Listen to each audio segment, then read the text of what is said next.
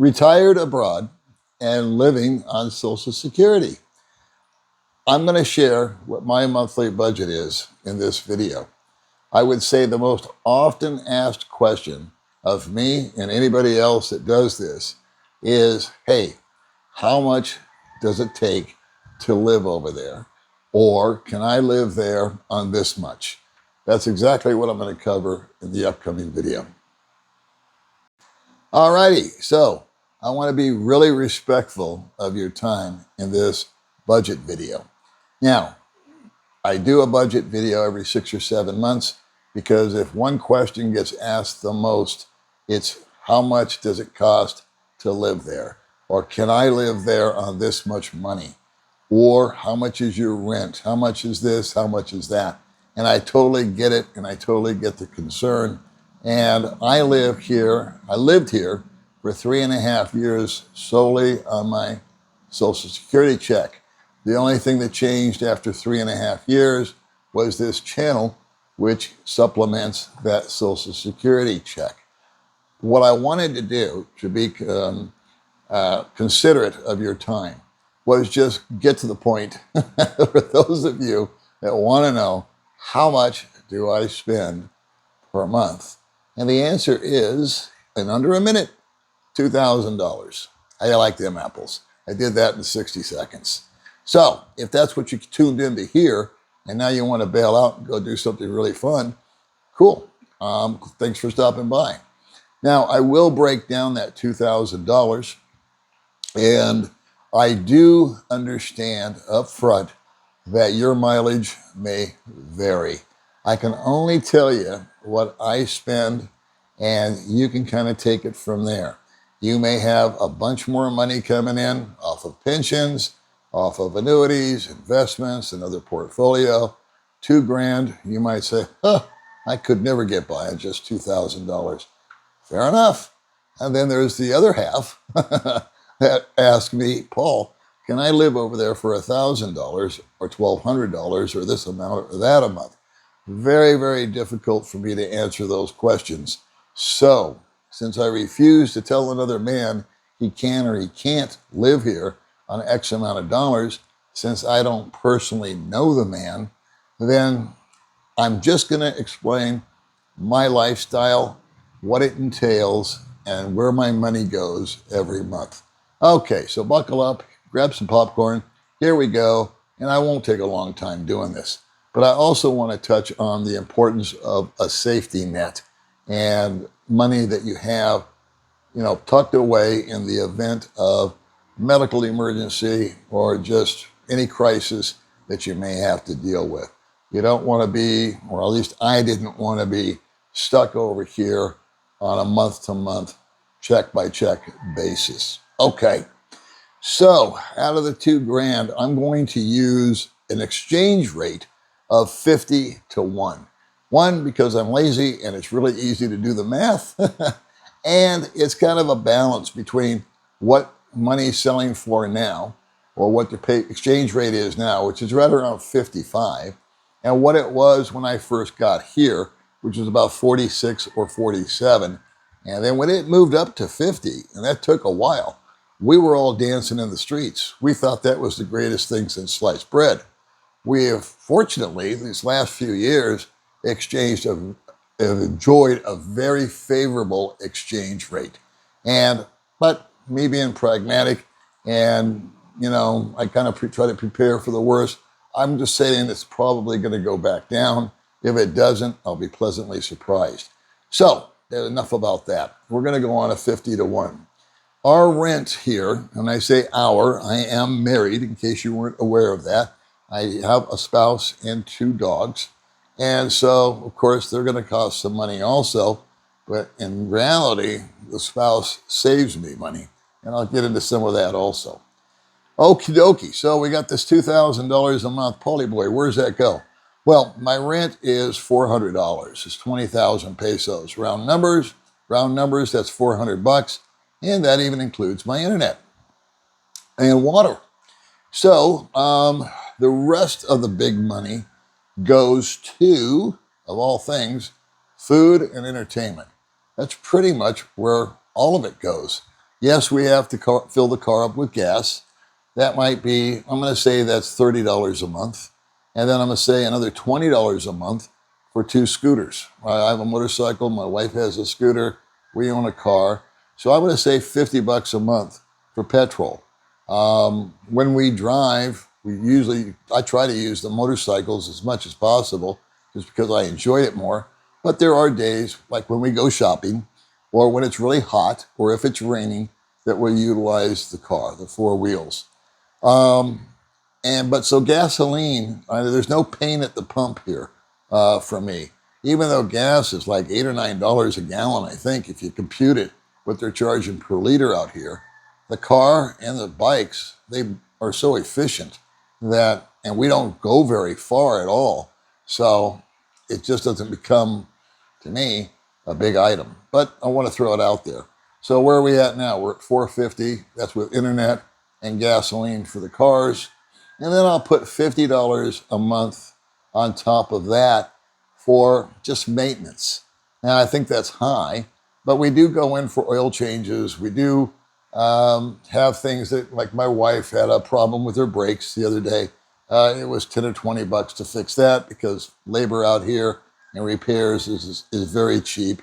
But if I err, I want to err on the side of high. So there you go. So I'm going to just say that there's $500 for rent, internet, gasoline for the cars, and maintenance on the vehicles, and we'll just call that a nickel and move forward.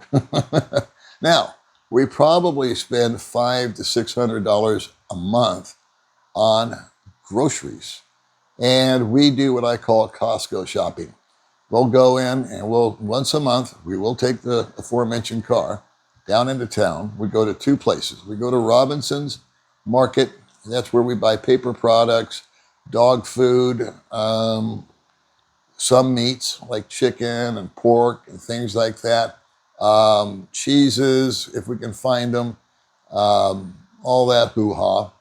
And that comes to usually about $300, if I had to guess, when we go through there. That varies also, but we load up, and it's good for a month. So we have enough toilet paper, we have enough toothpaste, we have enough shampoo, we have enough food and beverages to last us for that month.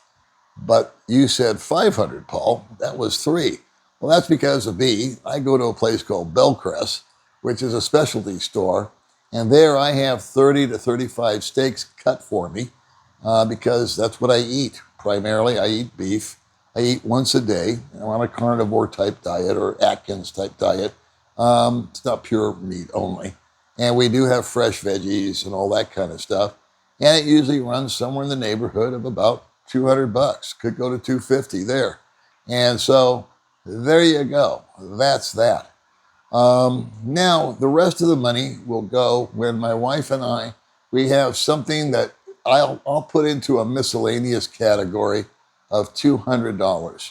So tomorrow we're going to take the dogs down and we're going to get them haircuts and get them shaved and groomed. And then while they're doing that, me and her are going to go do what? Burn money. I'll probably take her shopping. There's nothing she likes more than to wander through the Okay store. I give her 20 bucks or whatever it takes, and she'll go and she will pick herself up something to wear. The woman has more clothes than a clothing store itself. I think we've got our own in the room over here. But it turns her on, it makes her happy, and I don't care because everything she buys is like $1 to $2 a copy. And what the hell, you only live once, right? And then me and my coffee habit, I go and I love to go spend way too much money for a cup of coffee. And sometimes I just go and hang out by myself, or sometimes I hit up a friend and we get together and we will share a cup of overpriced coffee and lie to one another for an hour or two while the wife is out farting around with her sister or shopping and this and that and the other. And then there's the mystery money that my wife spends. These packages that come in the mail. But I don't count that because I'm talking about money that comes out of my account. Turns out my little wifey here, she's got her own account because she's got her own YouTube channel. So she just pays for it out of that. So I can't count that in the budget. It's her discretionary fund, if you will. Okay, so that is basically where the money goes. I don't know how much money is left over in this video, $500. And I would say that is for outside food, gifts for people. We do tithe 10%. And we don't tithe to a church. We try to tithe to the community. And that's always something different. It might go to a single individual. It might go to a group, whatever it might be that month. And yes, we do give on occasion, not every month, but I'll just say every other month, we'll give maybe up to $100 to May's father. Her mother passed away. He's by himself.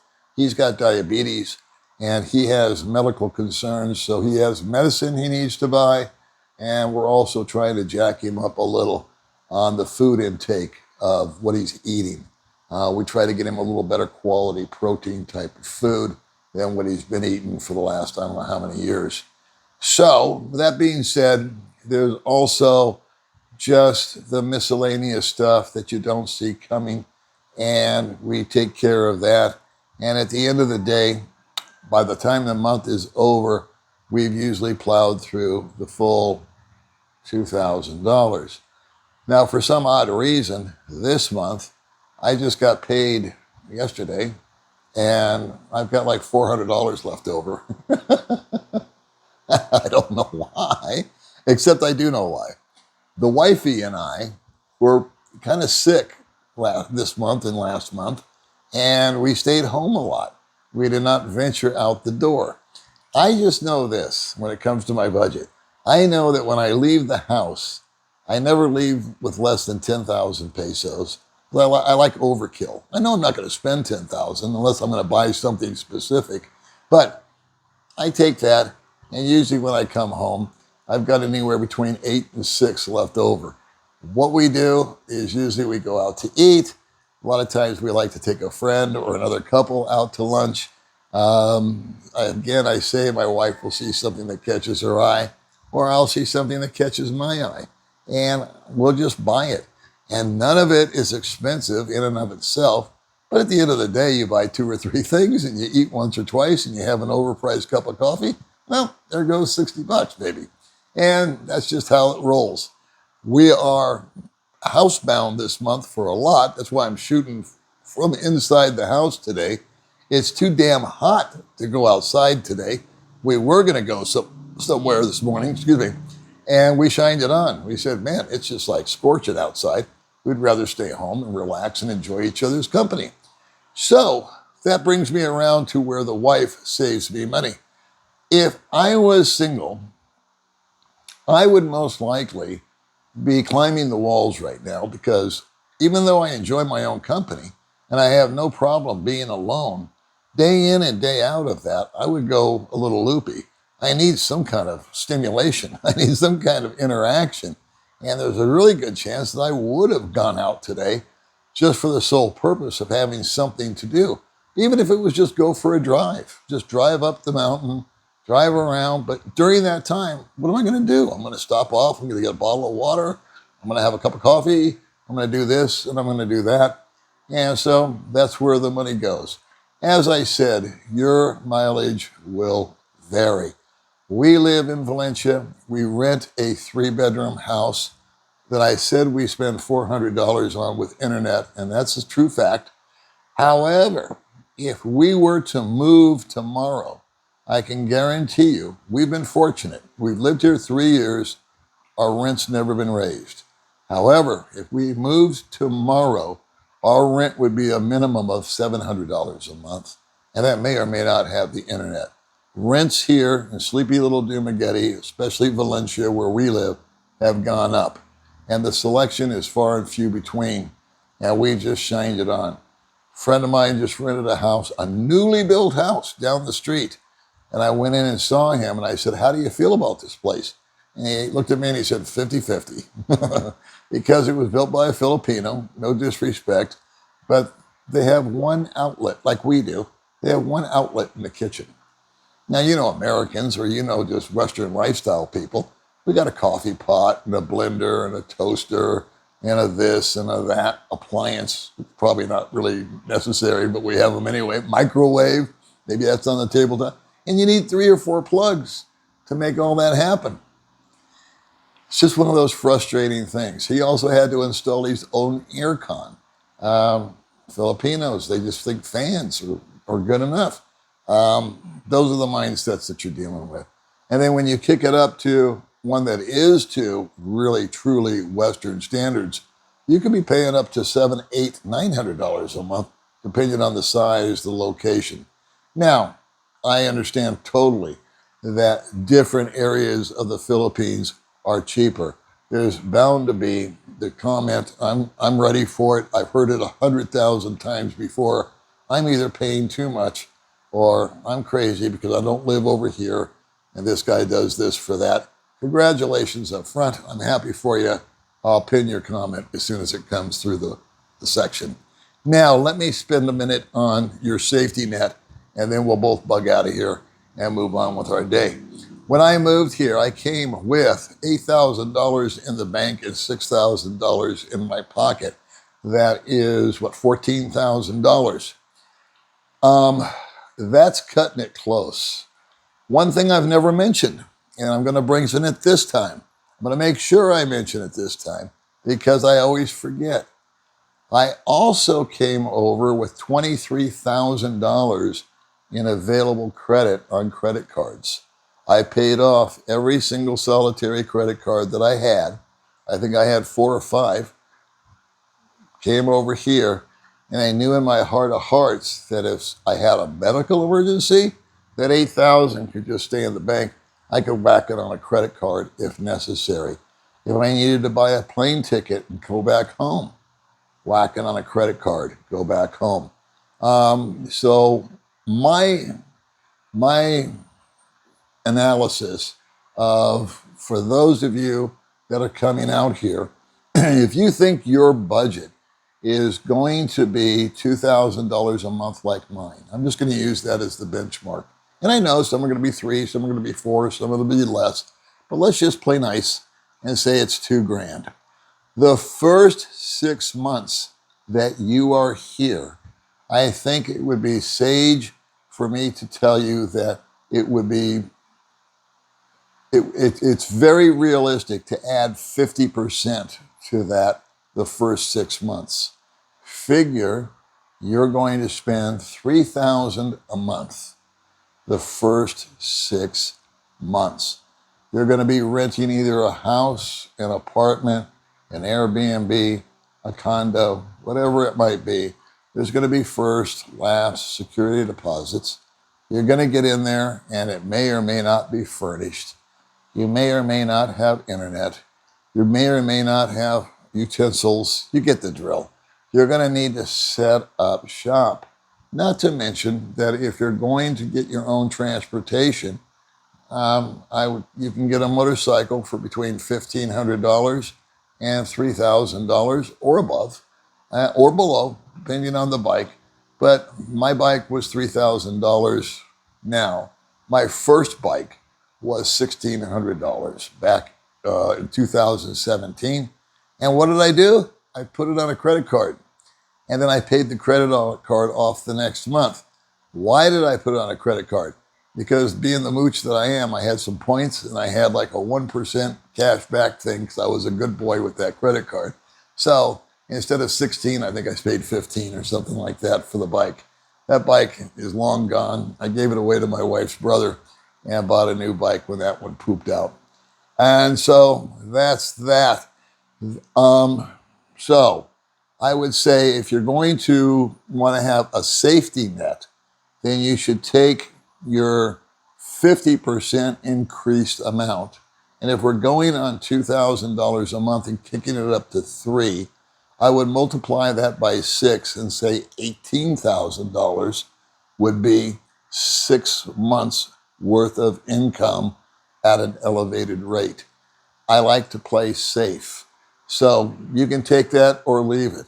You can tone it down to $12,000. And I just think that you should have, or I should have, 6 months worth of money in the bank to fall back on. What if your Social Security check doesn't come through, or whatever check you're using? What if there's a meltdown with electricity? There's days where the internet's down for a couple of days and you can't access your money.